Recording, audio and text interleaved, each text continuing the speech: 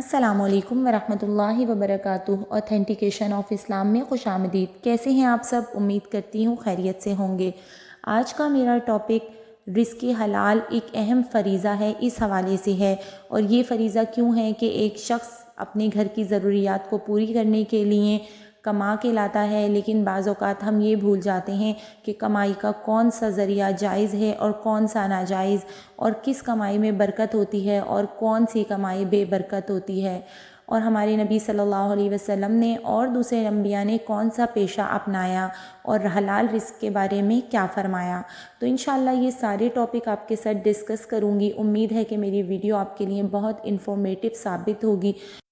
انشاءاللہ میری ویڈیو کے بعد آپ کا نظریہ بدل جائے گا، اور اگر کسی کو یہ احساس ہو کہ اس کے طریقے ناجائز ہیں تو ضرور وہ اپنے طریقے کو صحیح کرنے کی کوشش کرے گا، اور کوشش کرنے والوں کی کبھی ہار نہیں ہوتی۔ اور جب ہم دین کے لیے آگے بڑھتے ہیں تو اللہ تعالی ہماری ضرور مدد فرماتے ہیں۔ تو چلیے اپنی ویڈیو کو سٹارٹ کرتے ہیں۔ اگر آپ میرے چینل پر نیو ہیں تو پلیز میرے چینل کو سبسکرائب کر دیجئے، اور میری ویڈیوز کو لائک شیئر کر دیجئے، اور اپنے پیارے پیارے کمنٹس ضرور دیجئے گا۔ نحمدہ ونصلی علی رسولہ الکریم، فاعوذ باللہ من الشیطان الرجیم، بسم اللہ الرحمن الرحیم۔ حضرت عبداللہ بن مسعود رضی اللہ تعالیٰ عنہ سے روایت ہے کہ حضور اقدس صلی اللہ علیہ وسلم نے ارشاد فرمایا کہ رزق حلال کو طلب کرنا دین کے اولین فرائض کے بعد دوسرے درجے کا فریضہ ہے۔ اس حدیث میں حضور نبی کریم صلی اللہ علیہ وسلم نے ایک عظیم اصول بیان فرمایا ہے، وہ یہ ہے کہ رزق حلال کو طلب کرنا دین کے اولین فرائض کے بعد دوسرے درجے کا فریضہ ہے۔ یعنی دین کے اولین فرائض تو سبھی جانتے ہیں، جنہیں ہم ارکان اسلام کہتے ہیں، مثلا نماز پڑھنا، زکوٰۃ ادا کرنا، روزہ رکھنا، حج کرنا وغیرہ۔ یہ سب دین کے اولین فرائض ہیں۔ حضور اقدس صلی اللہ علیہ وسلم فرماتے ہیں کہ ان دینی فرائض کے بعد دوسرے درجے کا فریضہ رزق حلال کو طلب کرنا اور رزق حلال کو حاصل کرنے کی کوشش کرنا ہے۔ اس حدیث سے یہ معلوم ہوا کہ ہم اور آپ رزق حلال کی طلب میں جو کچھ بھی پیشے اختیار کرتے ہیں، چاہے وہ تجارت ہو، کاشتکاری ہو، ملازمت ہو، چاہے وہ مزدوری ہو، یہ سب کام دین سے خارج نہیں ہیں، بلکہ یہ بھی دین کا فریضہ ہی ہیں۔ حضور اقدس صلی اللہ علیہ وسلم نے یہ ارشاد فرما دیا ہے کہ آدمی اپنی وسعت اور کوشش کے مطابق رزق حلال طلب کرتا رہے، تاکہ کسی دوسرے کے سامنے ہاتھ پھیلانے کی نوبت نہ آئے، کیونکہ جس طرح اللہ تعالیٰ نے اپنے حقوق ہمارے اوپر واجب فرمائے ہیں، اسی طرح کچھ حقوق ہمارے اوپر ہمارے نفس سے متعلق، ہماری ذات سے متعلق، ہمارے گھر والوں سے متعلق بھی واجب ہیں، اور رزق حلال کی طلب کیے بغیر یہ حقوق ادا نہیں ہو سکتے۔ اس لیے ان حقوق کی ادائیگی کے لیے یہ ضروری ہے کہ آدمی رزق حلال طلب کرے۔ اللہ تعالیٰ فرماتے ہیں کہ ہم نے انسان کو پیدا کیا اور اس کے اندر نفسانی تقاضے رکھے، بھوک اس کو لگتی ہے، پیاس اس کو لگتی ہے، جسم ڈھانکنے کے لیے اس کو کپڑے کی بھی ضرورت پڑتی ہے، سر چھپانے کے لیے اس کو مکان کی بھی ضرورت ہے۔ یہ سارے تقاضے ہم نے اس کے اندر پیدا کیے۔ اب ہمارا مطالبہ اس انسان سے یہ ہے کہ وہ ان تقاضوں کو بھی پورا کرے اور اس کے ساتھ ساتھ ہمارے حقوق بھی ادا کرے، تب وہ انسان کامل بنے گا۔ اور اگر وہ ہاتھ پر ہاتھ رکھ کر بیٹھ گیا تو ایسا انسان چاہے کتنا ہی ذکر و شغل میں مشغول ہو، لیکن ایسا شخص ہمارے یہاں قبولیت اور قرب کا مقام حاصل نہیں کر سکتا۔ جتنے انبیاء علیہ الصلاۃ والسلام اس دنیا میں تشریف لائے، ہر ایک سے اللہ تعالیٰ نے حسب حلال کا کام ضرور کرایا، اور حلال رزق کے حصول کے لیے ہر نبی نے جد و جہد کی۔ کوئی نبی مزدوری کرتے تھے، کوئی نبی بڑھئی کا کام کرتے تھے، کوئی نبی بکریاں چرایا کرتے تھے۔ خود حضور اقدس صلی اللہ علیہ وسلم نے مکہ مکرمہ کے پہاڑوں پر اجرت پر بکریاں چرائیں۔ بعد میں فرمایا کرتے تھے کہ مجھے یاد ہے کہ میں اجیات کے پہاڑ پر لوگوں کی بکریاں چرایا کرتا تھا۔ بہرحال بکریاں آپ نے چرائیں، مزدوری آپ نے کی، تجارت آپ نے کی۔ چنانچہ تجارت کے سلسلے میں آپ نے شام کے 2 سفر کیے، جس میں آپ صلی اللہ علیہ وسلم حضرت خدیجہ الکبریٰ رضی اللہ تعالی عنہا کا سامان تجارت لے کر شام تشریف لے گئے۔ زراعت آپ نے کی، مدینہ طیبہ سے کچھ فاصلے پر مقام جرف تھا، وہاں پر آپ نے زراعت کا کام کیا۔ لہٰذا کسب حلال کے جتنے طریقے، ان سب میں آپ صلی اللہ علیہ وسلم کا حصہ اور آپ صلی اللہ علیہ وسلم کی سنت موجود ہے۔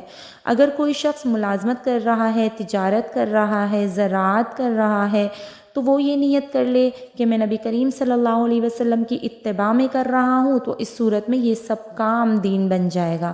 دیکھیں کتنا پیارا دین اللہ نے ہمیں دیا ہے کہ ہم محنت مزدوری کر رہے ہیں یا ہم زراعت کر رہے ہیں، کاشتکاری کر رہے ہیں، یہ جو بھی جس طریقے سے بھی ہم پیسے کما رہے ہیں، اگر ہم اس میں نیت کر لیں سنت کے اتباع کی تو وہ ہمارا دین بن جائے گا۔ اس حدیث نے ایک غلط فہمی اور دور کر دی ہے کہ دین اور چیز کا نام ہے اور دنیا کسی الگ چیز کا نام ہے۔ حقیقت یہ ہے کہ اگر انسان غور سے دیکھے تو ایک مومن کی دنیا بھی دین ہے، جس کام کو وہ دنیا کا کام سمجھ رہا ہے، یعنی رزق حلال حاصل کرنے کی فکر اور کوشش، یہ بھی در حقیقت دین ہی کا حصہ ہے، بشرطیہ کہ اس کو صحیح طریقے سے کرے اور نبی کریم صلی اللہ علیہ وسلم کی تعلیم کی اتباع میں کرے۔ ایک اور بات یہاں پہ کلیئر کرتی چلوں کہ رزق طلب کرنا فریضہ اس وقت ہے جب طلب حلال کی ہو۔ روٹی، کپڑا، پیسہ بذات خود مقصود نہیں ہے، یہ نیت نہ ہو کہ بس پیسہ حاصل کرنا ہے چاہے جس طریقے سے بھی حاصل ہو جائے، جائز ناجائز حرام حلال جس طریقے سے بھی ہو بس حاصل ہو جائے۔ اس صورت میں یہ طلب حلال نہ ہوئی جس کی فضیلت بیان کی گئی ہے اور جس کو فریضے کا درجہ دیا گیا ہے، کیونکہ مومن کا یہ عمل اس وقت دین بنتا ہے جب وہ اسلامی تعلیمات کے مطابق اس کو حاصل کرے۔ اب اس نے حلال و حرام کی تمیز ہٹا دی، جائز ناجائز کی تمیز ہٹا دی، تو اب اس میں اور ایک کافر میں کیا فرق رہا؟ کوئی فرق نہیں رہا۔ انشاءاللہ اب ایک ٹاپک تو آپ کا کلیئر ہو گیا ہوگا کہ رزق حلال کی طلب کرنا فریضہ ہے۔ اب دوسرا ٹاپک جو ہے وہ یہ ہے کہ محنت کی ہر کمائی حلال نہیں ہوتی۔ وہ کس طرح کہ بعض لوگوں نے وہ ذریعہ معاش اختیار کر رکھا ہے جو حرام ہے اور شریعت نے اس کی اجازت نہیں دی، مثلا سود کا ذریعہ معاش اختیار کیا ہوا ہے۔ اب اگر ان سے کہا جائے تو یہ تو ناجائز اور حرام ہے، اس طریقے سے پیسے نہیں کمانے چاہیے، تو جواب یہ دیا جاتا ہے کہ ہم تو اپنی محنت کا کھا رہے ہیں، اپنی محنت لگا رہے ہیں، اپنا وقت صرف کر رہے ہیں۔ اب اگر وہ حرام اور ناجائز ہے تو ہمارا اس سے کیا تعلق؟ تو اس بات کو خوب سمجھ لیں کہ اللہ تعالیٰ کے یہاں ہر محنت جائز نہیں ہوتی، بلکہ وہ محنت جائز ہوتی ہے جو اللہ تعالیٰ کے بتائے ہوئے طریقے کے مطابق ہو۔ اگر اس طریقے کے خلاف انسان ہزار محنت کر لے لیکن اس کے ذریعے جو پیسے کمائے گا وہ پیسے حلال کے نہیں ہوں گے بلکہ حرام ہوں گے۔ لہٰذا جب روزگار کا کوئی ذریعہ سامنے آئے تو پہلے یہ دیکھو کہ وہ طریقہ جائز ہے یا نہیں، شریعت نے اس کو حلال قرار دیا ہے یا حرام۔ اگر شریعت نے حرام قرار دیا ہے تو پھر اس ذریعے سے آمدنی خواہ کتنے ہی دنیاوی فوائد حاصل ہو رہے ہوں، انسان اس کو چھوڑ دے اور اس ذریعے کو اختیار کرے جو اللہ کو راضی کرنے والا ہو، چاہے اس میں آمدنی کم اور منافع کم ہو۔ چنانچہ بہت سے لوگ بینک کی ملازمت کے اندر مبتلا ہیں اور بینک کے اندر بہت سارا کاروبار سود پر ہوتا ہے۔ اب جو شخص وہاں ملازم ہے اگر وہ سود کے کاروبار میں ان کے ساتھ معاون بن رہا ہے تو یہ ملازمت ناجائز اور حرام ہے۔ چنانچہ علماء کرام فرماتے ہیں کہ اگر کوئی شخص بینک کی ایسی ملازمت میں مبتلا ہو اور بعد میں اللہ تعالیٰ اس کو ہدایت دیں اور اس کو بینک کی ملازمت چھوڑنے کی فکر ہو جائے تو اس کو چاہیے کہ کوئی جائز ذریعہ آمدنی تلاش کرے اور جب دوسرا ذریعہ آمدنی مل جائے تو اس کو چھوڑ دے، لیکن جائز ذرائع آمدنی اس طرح تلاش کرے جس طرح ایک بے روزگار آدمی تلاش کرتا ہے۔ انشاءاللہ آپ کا دوسرا ٹاپک بھی کلیئر ہو گیا ہوگا کہ محنت کی ہر کمائی حلال نہیں ہوتی۔ اب تیسرے ٹاپک پر آتے ہیں کہ اللہ تعالیٰ نے حلال روزی میں برکت کیسے دی ہے۔ اللہ تعالیٰ نے حلال روزی کے اندر جو برکت رکھی ہے وہ حرام کے اندر نہیں رکھی۔ حرام کی بہت بڑی رقم سے وہ فائدہ حاصل نہیں ہوتا جو حلال کی تھوڑی سی رقم میں حاصل ہو جاتا ہے۔ حضور اقدس صلی اللہ علیہ وسلم ہر وضو کے بعد یہ دعا فرمایا کرتے تھے، اللہم اغفر لی ذنبی ووسع لی فی داری وبارک لی فی رزقی۔ اے اللہ میرے گناہ کی مغفرت فرما اور میرے گھر میں وسعت فرما اور میرے رزق میں برکت عطا فرما۔ آج کل لوگ برکت کی قدر و قیمت کو نہیں جانتے بلکہ روپے پیسے کی گنتی کو جانتے ہیں۔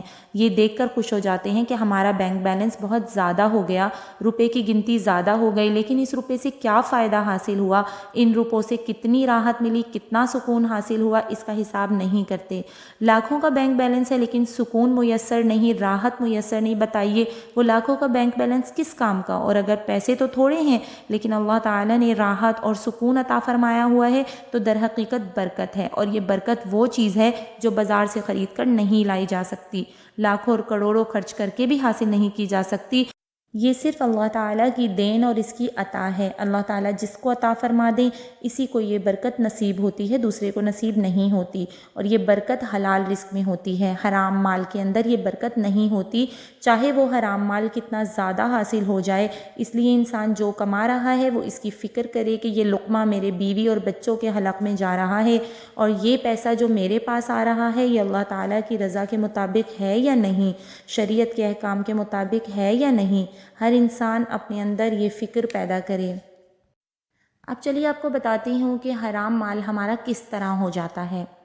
بعض حرام مال تو وہ ہیں جن کا علم سب کو ہے، مثلا سب یہ جانتے ہیں کہ سود حرام ہے، رشوت لینا حرام ہے، وغیرہ وغیرہ، لیکن ہماری زندگی میں ان کے علاوہ بہت سی آمدنیاں اس طرح داخل ہو گئی ہیں کہ ہمیں ان کے بارے میں احساس بھی نہیں ہے کہ یہ آمدنیاں حرام ہیں۔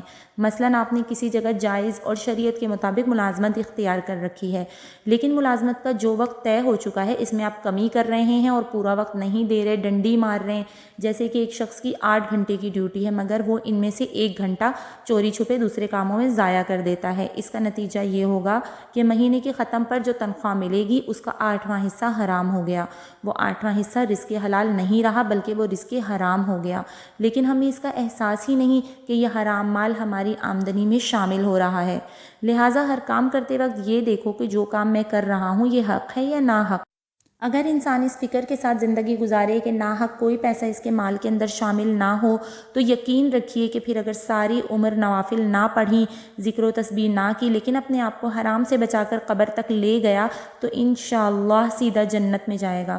اور اگر حلال و حرام کی فکر تو نہیں کی مگر تہجد بھی پڑھی، اشراق بھی پڑھی، ذکر و تسبیح بھی کی، نوافل بھی پڑھے، اور یہ ذکر انسان کو حرام مال کے عذاب سے نہیں بچا سکیں گے۔ اللہ تعالیٰ اپنے فضل سے ہر مسلمان کی حفاظت فرمائے۔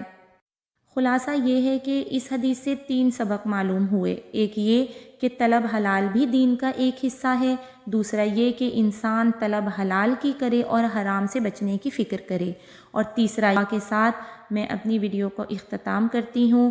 اللہ تعالیٰ اپنی رحمت سے اور اپنے فضل و کرم سے اس حقیقت کو ذہن نشین کرنے کی توفیق عطا فرمائے اور اسلام کے احکامات اور نبی پاک صلی اللہ علیہ وسلم کی سنت کے مطابق زندگی گزارنے کی توفیق عطا فرمائے۔